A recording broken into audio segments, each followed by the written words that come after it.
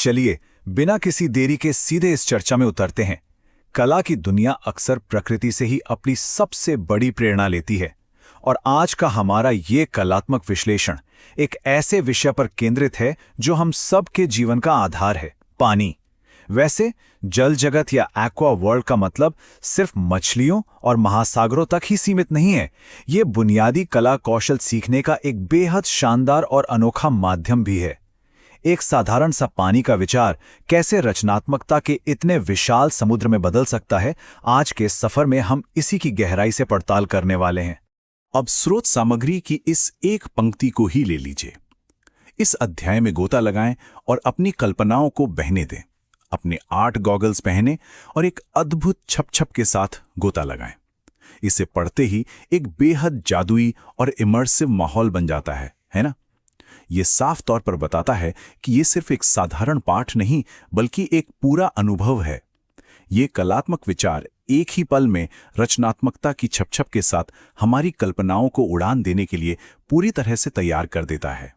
ऐसे में एक बड़ा और सोचने वाला सवाल सामने आता है। पानी की एक साधारण हलचल आखिर अनंत कलात्मक रचनाओं को कैसे प्रेरित कर सकती है?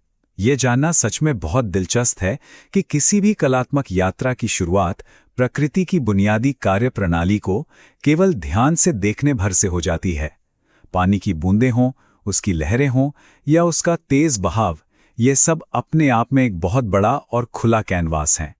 तो सबसे पहली और जरूरी बात यह है कि शुरुआत हमेशा एक बुनियादी अभ्यास से की जाती है। जरा सोचिए, किसी शांत तालाब या विशाल समुद्र के किनारे बैठने का एहसास और फिर पानी की बूंदों, छोटी लहरों और बड़ी तरंगों के पैटर्न को कागज पर उकेरना। ये प्रकृति की गतिशीलता और उसकी लय को एक सपाट कागज पर उतारने का कितना सुंदर और सहज तरीका है। अब इस विश्लेषण को पानी की सतह से थोड़ा और गहराई में ले चलते हैं। पानी के बाद अब बारी है उन जीवों की जो इस पानी के भीतर बसते हैं। प्रकृति के इन खूबसूरत टेक्सचर्स और पैटर्न्स को जरा ध्यान से देखिए।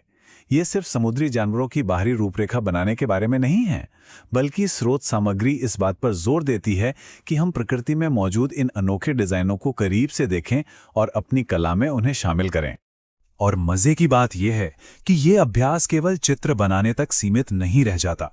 आकृतियों की रूपरेखा बनाना, उनमें नए पैटर्न जोड़ना और फिर यह खोजना कि प्राकृतिक डिजाइनों में क्या समानताएं हैं और क्या अंतर हैं, ये पूरी प्रक्रिया हमारी मस्तिष्क को एक विश्लेषणात्मक नजरिया देती है।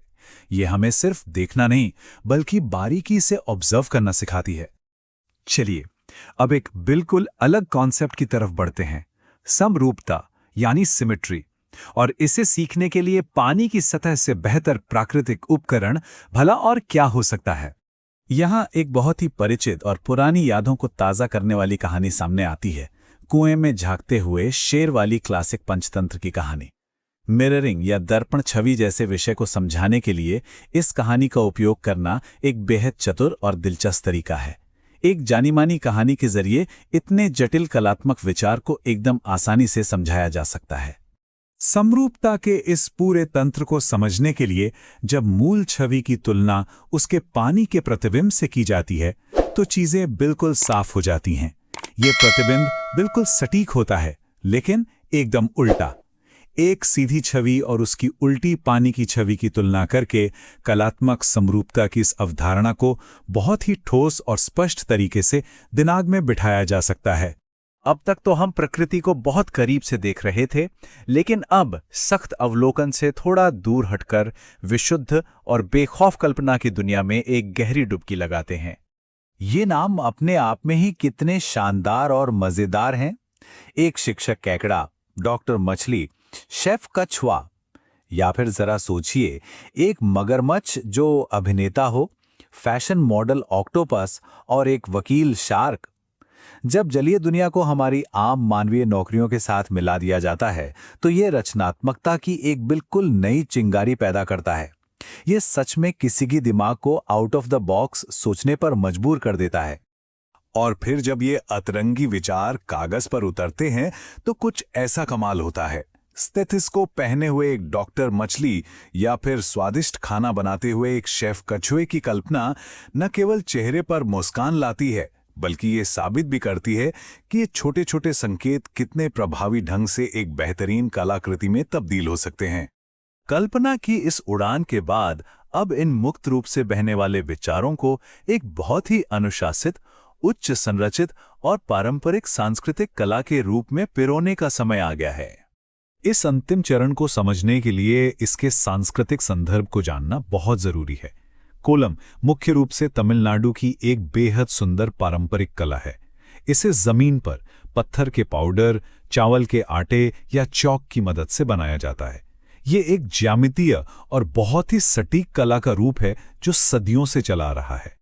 कोलम बनाने की प्रक्रिया धीरे धीरे और भी दिलचस्प होती जाती है। ये अभ्यास पूरी तरह से उन कौशलों पर आधारित है जो पहले सीखे गए थे, जैसे रेखाओं और पैटर्न की पहचान करना।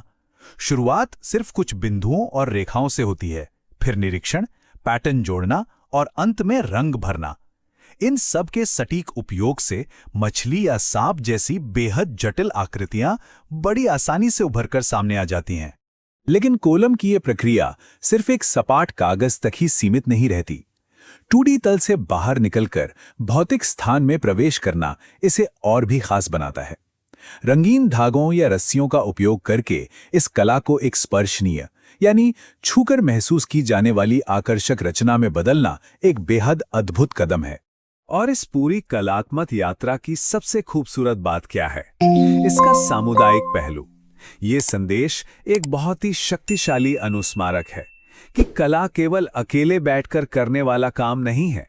ये एक सहयोगी और एक दूसरे का साथ देने वाला कार्य भी हो सकता है, जहां लोग एक साथ मिलकर कुछ नया और बेहतरीन रचते हैं। पानी की छोटी छोटी बूंदों को देखने से लेकर कल्पनाशील डॉक्टर मछली बनाने और अंत में ज्यामितीय कोलम की जटिल रचना करने तक, ये पूरी यात्रा इस बात का एक शानदार प्रमाण है कि विचारों का बहाव कभी नहीं रुकता।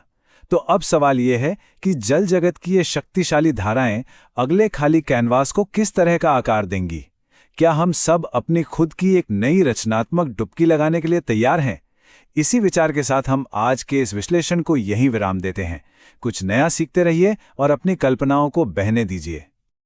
ऐसे ही एनसीईआरटी बुक्स के टॉपिक्स के लिए इस चैनल को सब्सक्राइब करिए।